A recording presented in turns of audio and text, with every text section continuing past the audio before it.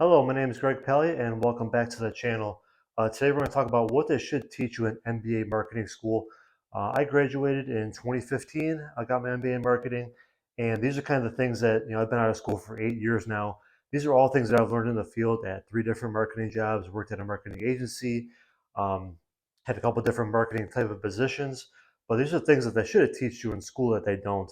When you're in MBA school, they do the typical SWOT analysis. You're doing projects for Under Armour and the Nike and these huge companies that you're probably never going to work for. But this is real world stuff that I've learned in my 8 years out of MBA school.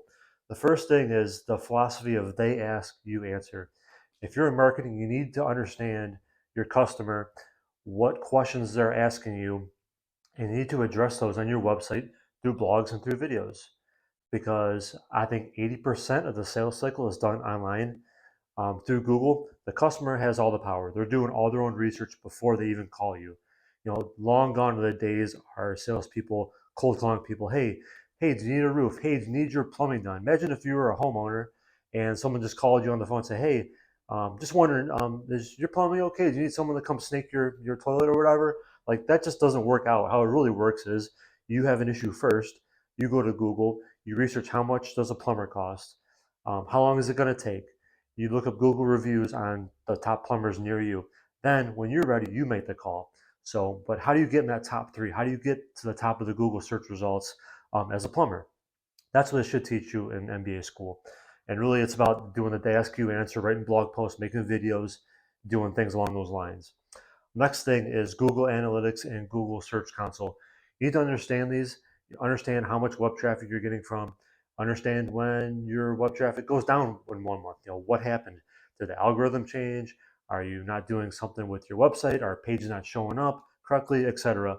Um, Google Search Console is the exact same thing. What keywords are you showing up for? Um, do we need to do any paid advertising on Google? Like just learn the keywords, learn the pages that are the most popular, and keep a track on these things because this will help you get more traffic to your site, more leads, more sales, and the more reason to keep a marketing person around.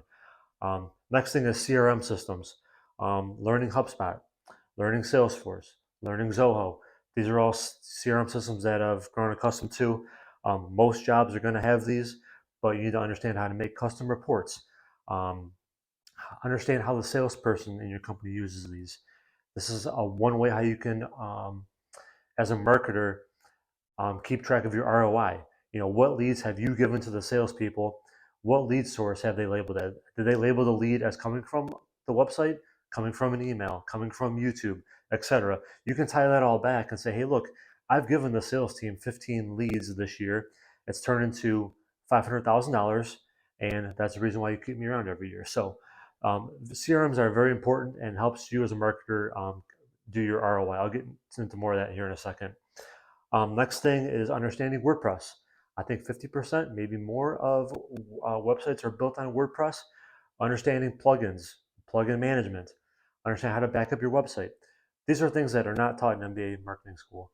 And maybe they are now. I graduated like 8 years ago. If they are now, I'm sorry, but maybe you're my age. Maybe you're 35. You've been out of school for a while. They didn't teach you that when you were in there, but you need to understand these things now if you're going to do a digital marketing position going forward. Next thing is collecting Google reviews. There's a sweet science on how to do that.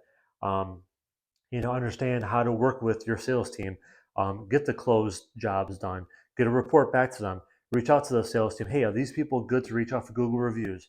What does that email look like? What does the link in the email look like? You need to understand these because people are always going to rate Google reviews on bad things. It's your job to get the good ones in there and get so many good ones that they don't see the bad ones. So, understanding Google reviews, why they're important, etc. There's nothing that they teach you in MBA school. And the last thing is marketing position ROI. It's probably the most important thing here. I've been fired from a couple jobs before. I know that once companies go bad, the first thing that gets cut is the marketing job every single time. They view it as you're just advertising. You're not really impactful to the bottom line. That's just not true. So how do you do that? The first thing is you need to understand all the leads that you've brought in. You're writing blog posts, you're doing videos, you're emailing people, you're talking to customers on the phone, etc. Whatever it is. But you need to keep track of all the leads that you got brought in. When someone comes to your company's website, They provide you an email address. Make sure those all come to you. That's your work. The website is your work.